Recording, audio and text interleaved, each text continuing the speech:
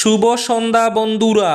আজ হলো 13 ডিসেম্বর, 26 অগ্রহায়ণ, শনিবার। আজকের সন্ধ্যার বিশেষ বিশেষ খবরগুলি হলো: উদারবন্দে শ্বশুর বাড়িতে জামাই আদরের জন্য নিমন্ত্রণ করে এনে জামাইকে বেধড়ক মারপিট, মৃত্যুর সঙ্গে পাঞ্জা লড়ছেন জামাইবাবু। সবজি খেতে চাষ করতে গিয়ে অঘটন, দলাইয়ের আরজানপুরে ট্রাক্টরের লাঙ্গলে পা ফেঁসে গুরুতর আহত চালক। নতুন করে যারা সরকারি গড়ের জিও ট্যাগিং করেছেন তাদের গড়ও শীঘ্রই আসছে, আজ মন্তব্য মুখ্যমন্ত্রী হিমন্ত বিশ্ব শর্মার। 6-এর বেশি সন্তান, বাবার নামে অমিল, পুরুষ থেকে নারীতে পরিবর্তন, 1.5 কোটিরও বেশি ভোটারের তথ্য যাচাইয়ে নামছে কমিশন। ইতিহাসে প্রথমবার 2 লক্ষ টাকা ছাড়ালো রূপোর দাম, সোনার দরেও বড় বৃদ্ধি। কুয়াশার জেরে মহাসড়কে মহাবিপদ, নয়ডা এক্সপ্রেসওয়েতে পরপর ধাক্কা 12 থেকে 14টি গাড়ির। গেমন সেতু বন্ধে ফের যাতায়াত সংকটে বরাক। কালাইন শিলচর ও শিলচর জয়ন্তিয়া সড়কের বিকল্প সড়ক নিয়ে অবস্থা নিয়ে বাড়ছে উদ্বেগ। কবে মিলবে স্বস্তি, একটাই প্রশ্ন বরাকবাসীর। মেসির অনুষ্ঠান ঘিরে যুবভারতী ক্রীড়াঙ্গনে চরম বিশৃঙ্খলা, মেসিকে দেখতে না পেয়ে চরম বিশৃঙ্খলা মাঠে, গ্রেফতার মূল উদ্যোক্তা। উদারবন্দে এক যুবকের রহস্যজনক দেহ উদ্ধারে তীব্র চাঞ্চল্য এলাকায়। এবং শেষ খবরটি, স্ত্রীকে খুনের দায়ে যাবজ্জীবন কারাদণ্ড দুয়ারবন্দের এক যুবকের। তাহলে বিস্তারিত খবরে যাওয়ার আগে অবশ্যই ভিডিওটিতে একটি লাইক করে চ্যানেলটি সাবস্ক্রাইব করে পাশের বেল আইকনটি বাজিয়ে রাখবেন এবং ফেসবুক পেজটি ফলো করে ভিডিওটি অবশ্যই শেয়ার করবেন যাতে সঠিক তথ্যগুলো সবার কাছে পৌঁছাতে পারে। এবার শুনুন আজকের খবরগুলির বিস্তারিত। প্রথম খবর, উদারবন্দে জামাইকে শ্বশুর বাড়িতে নিমন্ত্রণ করে নিয়ে বেধড়ক মারধর, মৃত্যুর সঙ্গে পাঞ্জা লড়ছেন জামাই। উদারবন্দের শ্বশুর বাড়িতে জামাই আদরের জন্য নিমন্ত্রণ করে জামাইকে ডেকে এনে শ্বশুর বাড়ির লোকেদের হাতে মার খেয়ে শিলচর মেডিকেল কলেজ ও হাসপাতালে মৃত্যুর সঙ্গে পাঞ্জা লড়ছে জামাই। ঘটনাটি সংঘটিত হয় শুক্রবার সন্ধ্যা 4:30 নাগাদ উদারবন্দ থানার অন্তর্গত গুসাইপুর পঞ্চম খণ্ডে। আহত যুবক গুসাইপুর পঞ্চম খণ্ডের বাসিন্দা আশিক উদ্দিন বরবুইয়ার ছেলে নাহার উদ্দিন বরবুইয়া। এই ঘটনার জেরে উদারবন্দ থানায় একটি মামলা করেন নাহারের পিতা আশিক উদ্দিন বরবুইয়া। মামলার পরিপ্রেক্ষিতে শনিবার গুসাইপুর পঞ্চম খণ্ডের বাসিন্দা সেলিম উদ্দিন লস্কর, আমিন উদ্দিন লস্কর, শৈরুদ্দিন লস্করকে গ্রেফতার করে পুলিশ। এই ঘটনায় তীব্র চাঞ্চল্যের সৃষ্টি হয়েছে ওই এলাকায়।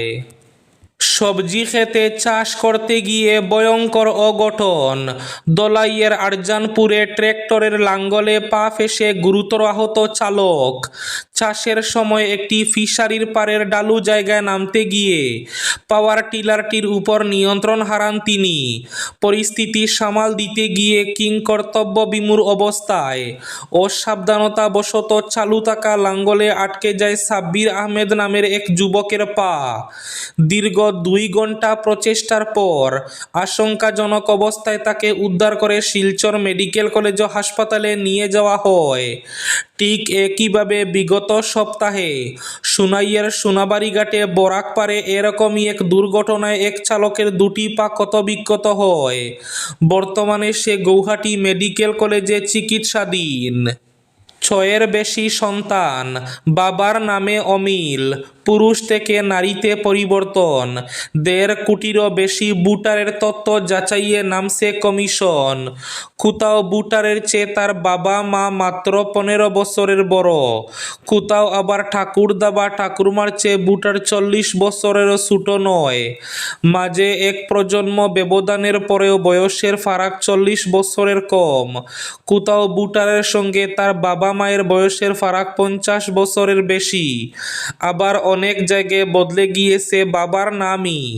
এনুমারেশন ফর্মে এমন বিস্তর সন্দেহজনক তথ্য উঠে এসেছে, সেই সব তথ্য যাচাই করার সিদ্ধান্ত নিয়েছে নির্বাচন কমিশন। এনুমারেশন ফর্মে দেওয়া তথ্য কতটা সত্য তা খতিয়ে দেখবে কমিশন। নতুন করে যারা সরকারি গড়ের জিও ট্যাগিং করেছেন তাদেরও নতুন গড়ের টাকা শীঘ্রই দেওয়া হবে।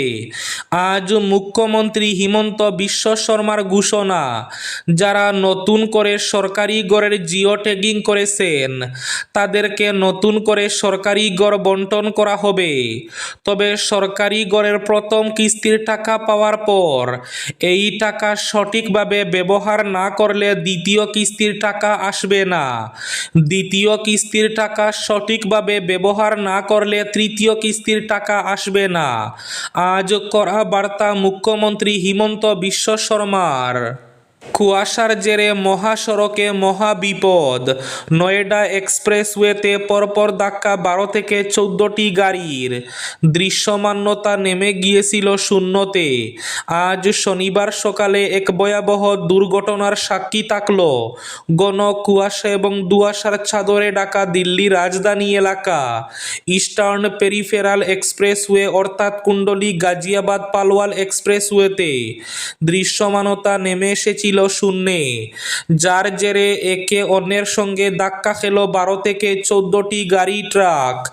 এই সংঘর্ষে দুমড়ে মুচড়ে যায় একাধিক গাড়ি, আহত হয়েছেন বহু যাত্রী। পুলিশ সূত্রে খবর, দুর্ঘটনার জেরে এক্সপ্রেসওয়েতে লম্বা যানজট তৈরি হয়। ঘটনাস্থলের ছবি ও ভিডিওতে দেখা গিয়েছে একটি সাদা গাড়ি ডিভাইডারের উপর উঠে গিয়েছে এবং অন্য একটি গাড়ি ট্রাকের নিচে আটকে আছে। পুলিশ ও টোল প্লাজার কর্মীরা ক্রেন দিয়ে ক্ষতিগ্রস্ত গাড়িগুলি সরিয়ে গাড়ি চলাচল স্বাভাবিক করার চেষ্টা করছেন। উদারবন্দে এক যুবকের রহস্যজনক মৃতদেহ উদ্ধারে এলাকায় চাঞ্চল্য। কাছাড় জেলার উদারবন্দের উত্তরপাড়া এলাকায় সিলিং ফ্যানে এক যুবকের মৃতদেহ উদ্ধার হওয়ার ঘটনায় চাঞ্চল্য ছড়িয়েছে। ঘটনাটি ঘটে শুক্রবার রাত আনুমানিক 9টা নাগাদ। নিহত যুবকের নাম রাজেশ বণিক। তিনি উদারবন্দ থানার অন্তর্গত উত্তরপাড়া এলাকার বাসিন্দা এবং রাজকুমার বণিকের ছেলে। জানা যায় ঘটনার সময় রাজেশ বাড়িতে একাই ছিলেন। রাত 9টার দিকে পরিবারের সদস্যরা তাকে ফোন করলে তিনি ফোন ধরেননি। এতে সন্দেহ হয় পরিবারের লোকজন দ্রুত বাড়িতে পৌঁছে দেখেন ঘরের দরজা ভেতর থেকে বন্ধ। পরে দরজা ভেঙে ঘরের ভেতরে প্রবেশ করে দেখা যায় রাজেশের দেহ সিলিং ফ্যানে রয়েছে। ঘটনার খবর পেয়ে উদারবন্দ পুলিশ ঘটনাস্থলে পৌঁছে মৃতদেহ উদ্ধার করে ময়না তদন্তের জন্য মেডিকেলে পাঠায়। পুলিশ ঘটনার তদন্ত শুরু করেছে। এই ঘটনাকে ঘিরে উত্তরপাড়া এলাকায় গভীর শোক ও চাঞ্চল্যের সৃষ্টি হয়েছে। মেসির অনুষ্ঠান ঘিরে যুব ভারতী ক্রীড়াঙ্গনে চরম বিশৃঙ্খলা।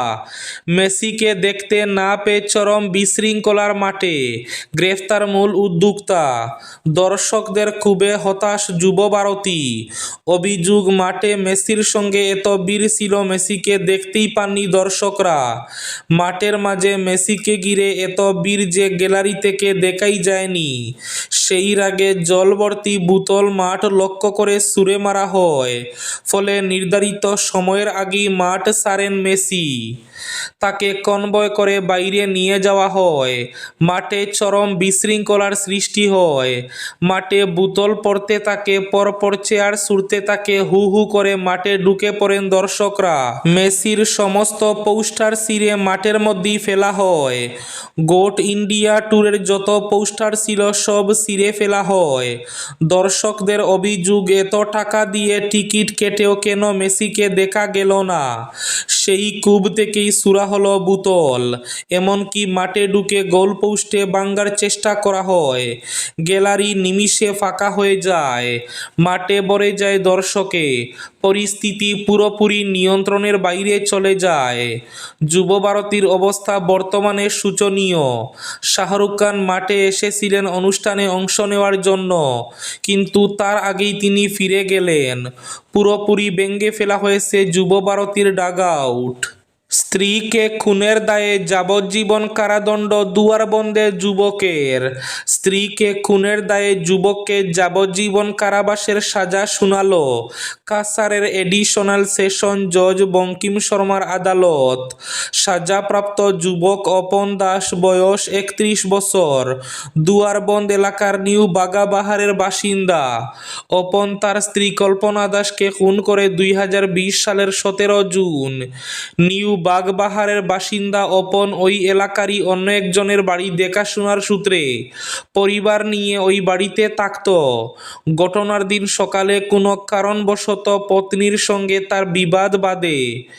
এতে রেগে গিয়ে সে কাঠের টুকরা স্ত্রীর মাথায় সজোরে আঘাত করে বসে। এতেই ঘটনাস্থলে মৃত্যু ঘটে স্ত্রী কল্পনার। এবার শেষ খবরটি।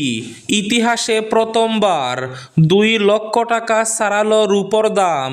সোনার দরেও বড় বৃদ্ধি। দেশের বাজারে রূপোর দামে নতুন রেকর্ড তৈরি হলো। মাল্টি কমোডিটি এক্সচেঞ্জে এই প্রথমবার প্রতি কেজি রূপোর দাম ছাড়ালো 2 লক্ষ টাকা। বৃহস্পতিবারের ক্লোজিংয়ের থেকে 0.71% বা 1420 টাকা দাম বেড়েছে রূপোর। এর জেরে এমসিএক্সে শুক্রবার প্রতি কেজি রূপোর দাম হয়েছে 2,362 টাকা। তবে শুধু দেশের বাজার নয়, আন্তর্জাতিক বাজারেও রূপোর দাম বেড়েছে। কমেক্স সিলভারের প্রতি আউন্সের দাম হয়েছে $64.74। শিল্পের বিভিন্ন ক্ষেত্রে রূপোর চাহিদা বাড়ছে।